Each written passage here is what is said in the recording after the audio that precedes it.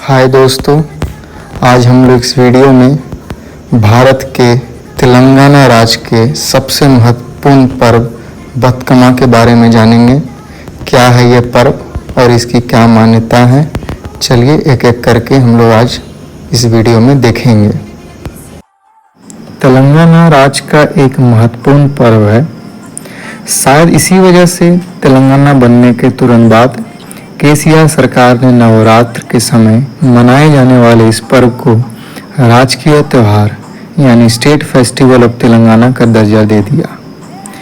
तेलुगु में बतकमा का मतलब होता है देवी माँ जिंदा है।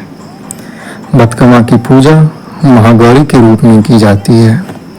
आप ये भी कह सकते हैं कि देवी माता को खुश करने के लिए ही बतकमा मनाया जाता है।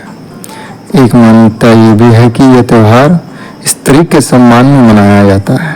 पर्व पूरे तेलंगाना और आंध्र प्रदेश के कुछ इलाकों में धूमधाम से मनाया जाता है।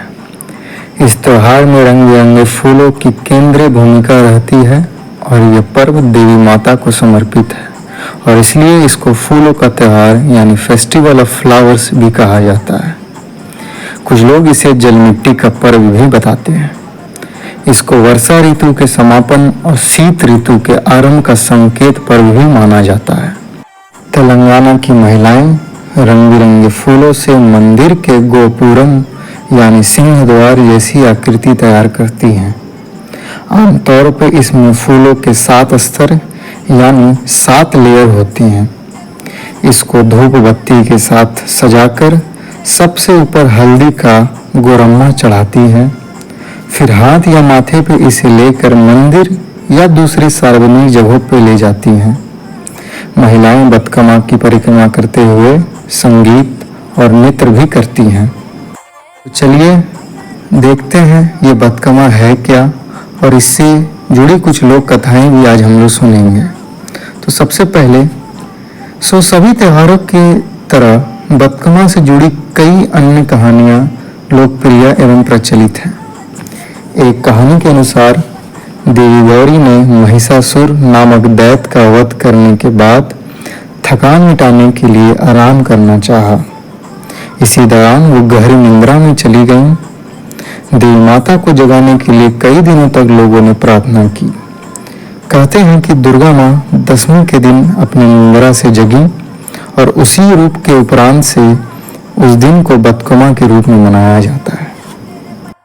दूसरी कहानी एक यह भी है कि एक चोल शासक धर्मागध और उनकी पत्नी सत्यवती ने एक युद्ध में अपने 100 बेटों को खो दिया था।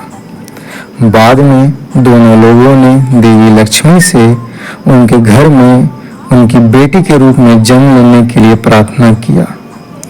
कथा है कि थोड़े ही दिन बाद उनके घर में एक पुत्री का जन्म हुआ।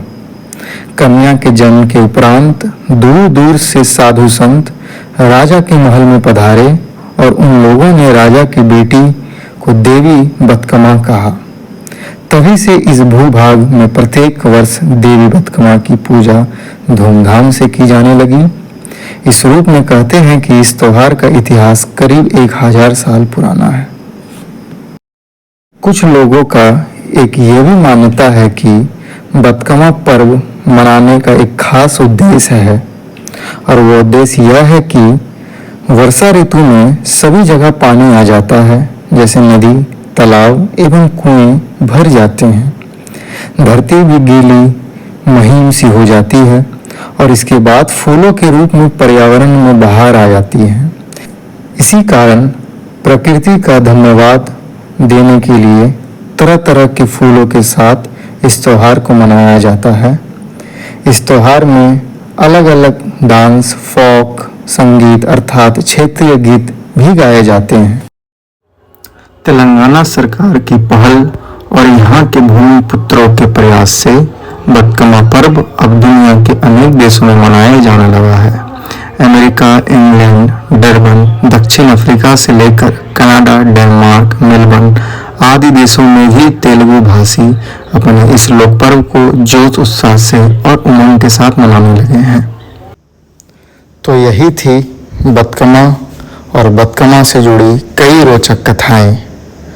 वाकई में इतनी सारी रोचक कथाएं होने के बाद यह पर्व वास्तविक रूप से एक बहुत महत्वपूर्ण पर्व है।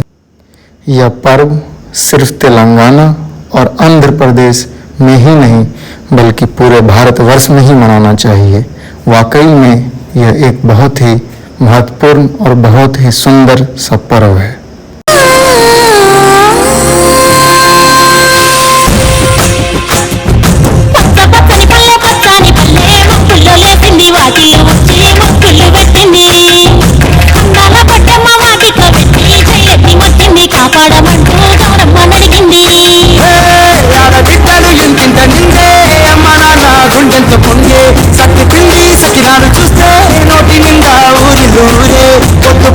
తమ్ముళ్ళు లేచి పూల కోసం బయలుదేరి ఊరికే పాప పరిచి వాకిళ్ళలోన చెల్లెలంతా బతుకమ్మ పెట్టి